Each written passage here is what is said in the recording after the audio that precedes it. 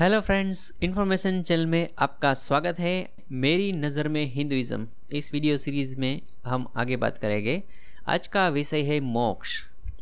आध्यात्म से रिलेटेड मेरी बचपन की एक मैं कहानी छोटी सी सुनाना चाहूँगा। मेरे इस सफ़र में जब मैं 7-8 साल का था, अचानक एक भाई आई मेरे पास। उन्होंने मुझे कहा, तुम कौन हो? मैंने कहा, मैं ये हूँ वो हूँ। थोड़ा सी बातचीत हुई। उन्होंने कहा, इसमें से तुम कहाँ हो? मैंने कहा, ये रहा। ये तो तुम्हारा पेट है, तुम कहाँ हो? मैंने कहा, ये रहा। उनसे थोड़ा ऊपर इशारा किया तो ये तो तुम्हारी चेस्ट है, छाती है, तुम कहाँ हो? मैंने कहा, यार मैं ये रहा। तो मेरे सर पर अपना हाथ रखा, मुंह के ओर इशारा करते हुए कहा। तो उन्होंने कहा, ये तो तुम्हारा सर है, इसमें तुम कहाँ हो? अरे यार बहुत ही ने तो सर खाया। मैं तो बिल्कुल कन्फ्यूज हो गया। एक तो छोटा बच्चा ऐसा प्रश्न का तो छोटे बच्चे कहाँ से यार जवाब दे पाते हैं। इस तरह जैसे वो शाहरुख खान दोनों वो हाथ फैलाता है ना फिल्मों में। अरे यार मैं इधर तो हूँ, ये रहा। तो उन्होंने कहा, नहीं ये तो तुम्हारे हाथ है, तुम कहाँ हो? मैं कहा, यार ये तो बहुत कन्फ्यूजन है, ये छोड़ो यार। मैंने कहा, मुझे नहीं पता। ये पूरी कन्वर्सेशन हमारी गुजराती में हुई थी। तब हमारे गुजरात में गुजराती बोली जाती है, तो आपको मैंने हिंदी करके थोड़ा सा सुना है। पर कुछ इसी प्रकार का वाक़या हुआ था और मेरा तो पूरा दिमाग हिल गया। फिर तो ठीक है, बच्चा होता है, कुछ समझ नहीं पाता है। उन्होंने कहा कि तुम्हारे शरीर के अंदर जो आत्मा है वो तुम हो, असल में ये जो तुम्हारा शरीर है वो तुम नहीं हो। तो छोटे बच्चे तो न शरीर को समझते हैं न आत्मा को, तो ये तो सारा ऊपर से चला गया। जब बड़ा हुआ तब ये सारी चीज़ मुझे याद आई और ऐसा आध्यात्म का जो सफ़र करते हैं तो ये चीज़ मुझे याद आई। तो मैंने सोचा चलो तुमको बता दूँ। और अगर आज मुझे कोई ऐसे सवाल पूछे और ऐसा जवाब दे कि तुम्हारे अंदर जो आत्मा है वो तुम हो, तो उसे मैं यकीनन ये कहता, ये तो मेरी आत्मा है, तो मैं कहाँ हूँ? ये तो हो गया ही मजाक की बात। पर इसका मतलब ये नहीं कि हमारा जो शरीर है वो हम नहीं है। ये सब मिथ्या है, ऐसा भी नहीं है। मिथ्या का एक और अर्थ होता है अनित्य। मिथ्या का मतलब ये सब झूठ है, मैं इधर नहीं हूँ आप इधर नहीं हो, ये नहीं होता है। और मिथ्या का एक अर्थ होता है कि अनित्य है, ये जो सारी चीज़ें हैं वो मिट जाने वाली है। पर जो आत्मा होता है वो कभी मिटता नहीं है। पर ये शरीर जो है वो भी नहीं, ऐसा नहीं होता है। इसके अंदर हमारी कॉन्शियसनेस है, इसे हम समझते हैं, इसके साथ हमारी यादें जुड़ी है और इसके पिछले जितने भी जन्म हुए हैं वो सारी कॉन्शियसनेस, सारी चीज़ें हमें याद रहती है।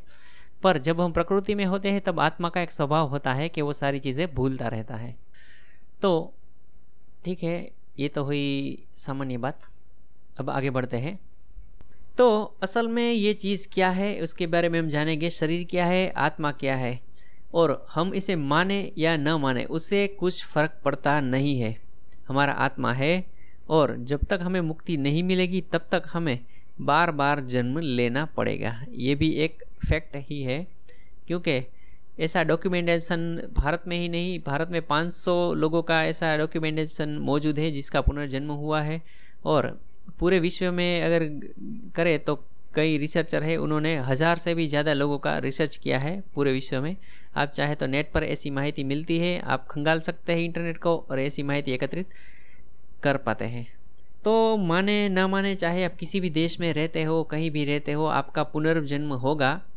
और जब तक आप मोक्ष प्राप्त नहीं करेंगे तब तक आपको इसी प्रकार बार बार जन्म लेना पड़ेगा।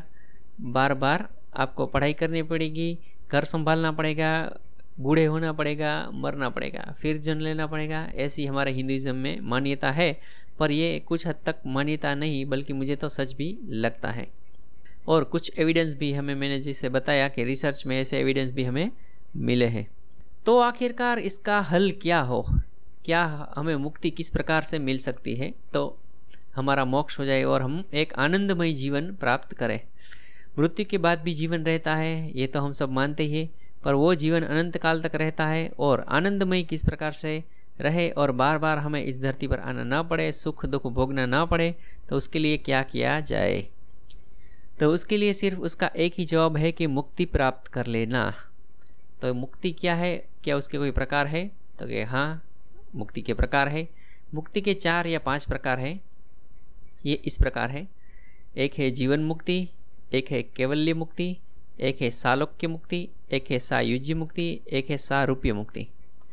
तो ये अलग अलग प्रकार की मुक्ति क्या होती है, उसके क्या होते हैं परिणाम, और उसमें जीवन किस प्रकार से व्यतीत होता है, उसके बारे में हम जानकारी प्राप्त करेंगे। जल्दी जल्दी मैं आपको बता दूं तो जीवन मुक्ति ये होता है, उसके अंदर आप मरे हुए नहीं होते हैं पर आपकी मुक्ति हो जाती है, जिसे स्थित प्रज्ञ भी कहा गया है गीता में, कि आप बिल्कुल स्थित प्रज्ञ हो जाते हैं, जिसमें आपके संसार में जो कुछ भी आपके साथ घटित होता है उसका प्रभाव आप पर नहीं पड़ता है। और उस अवस्था में संन्यास भी हो जाता है। कोई सन्यासी होता है, उससे भी संसार का कोई मोह नहीं होता है और संसार का प्रभाव उस पर नहीं पड़ता है।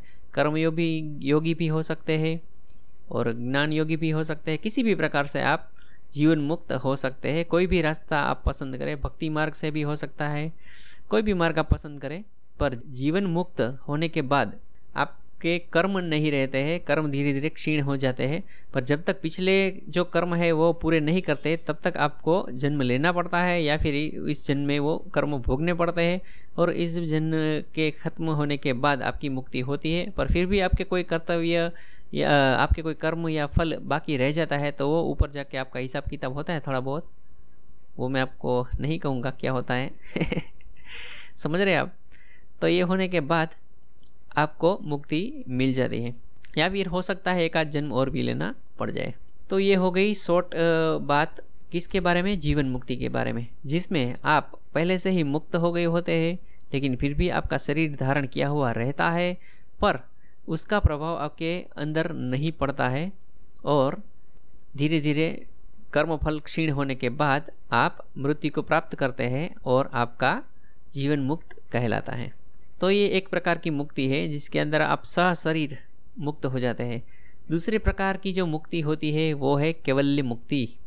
ये एकमात्र ऐसी मुक्ति कही गई है हमारे शास्त्रों में जो जिसे पूर्ण मुक्त कहा गया है, जिसके ऊपर फिर कोई नहीं होता, ना प्रकृति होती है उसके ऊपर, ना परमात्मा होता है। फ्री विल, आप आनंदमयी स्वरूप में अनंत काल तक रहते हैं, ना कोई हलचल होती है, बिल्कुल ही स्थिर हो जाते हैं और अपने आत्मा के आनंद के अंदर ही शुद्ध स्वरूप में ही आप डूबे हुए रहते हैं, जहाँ बिल्कुल ही शांति होती है, कोई हलचल नहीं होती, सिर्फ आनंद की ही प्राप्ति होती है।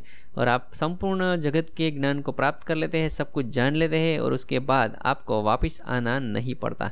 हाँ, ऐसा नहीं है कि आप चाहे तो जन्म ले भी सकते हैं, फिर आप चाहे तो यहाँ वापस भी आ सकते हैं, पर कर्म और फल आपको टच नहीं कर पाएंगे जहाँ तक कि आप इसके अंदर इन्वॉल्व ना हो। ऐसा नहीं होता है कि वापस आए और फिर अगर आप इन्वॉल्व होने लगे, आपकी माया में आप बंधाने लगे, इस संसार की माया में, तो हो सकता है फिर से वो चक्र शुरू हो जाए।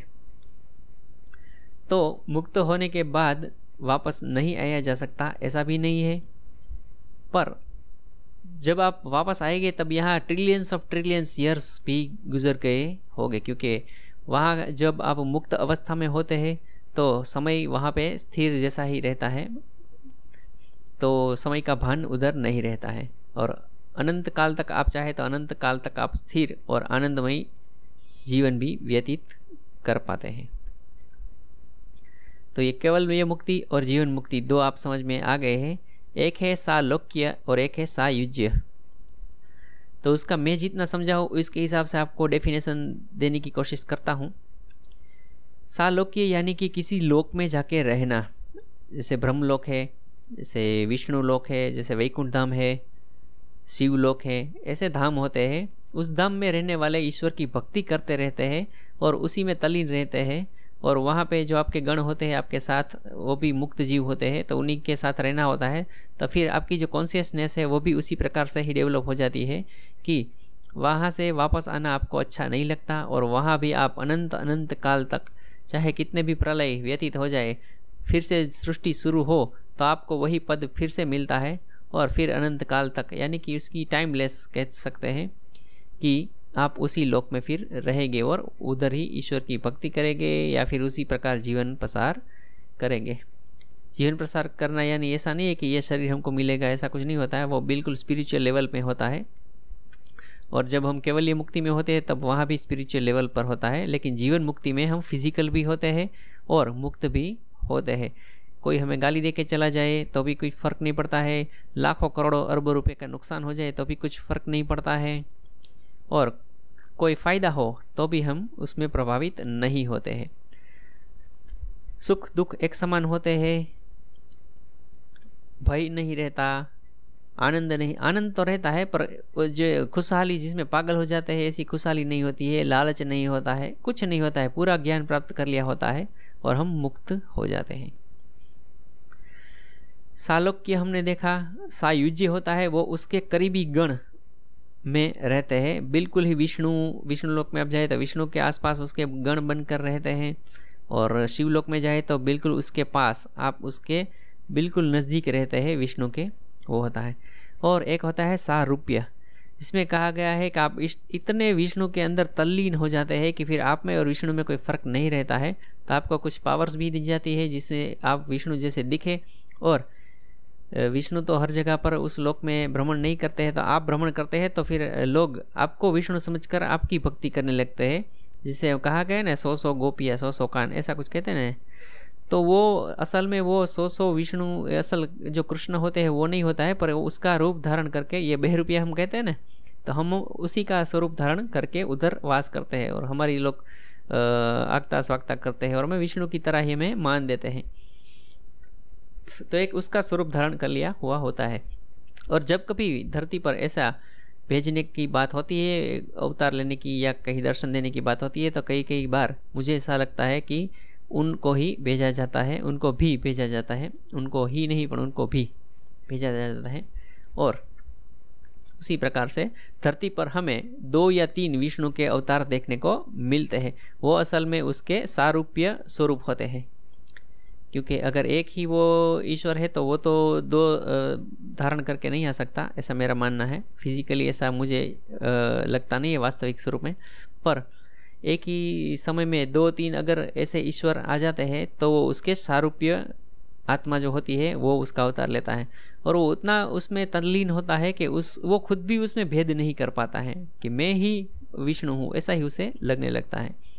तो फिर मुक्त ही हो जाता है और पावर्स भी उसे मिले हुए होते हैं। तो उस प्रकार से वो ही इधर धरती पर आचरण भी करता है और कोई गलत काम नहीं करता है, जो नियम अनुसार जो होता है, धर्म अनुसार है, वैसे ही कार्य वो करता है। तो इस प्रकार से ये 4 मुक्ति कहे या 5 मुक्ति हम कहे वो होती है।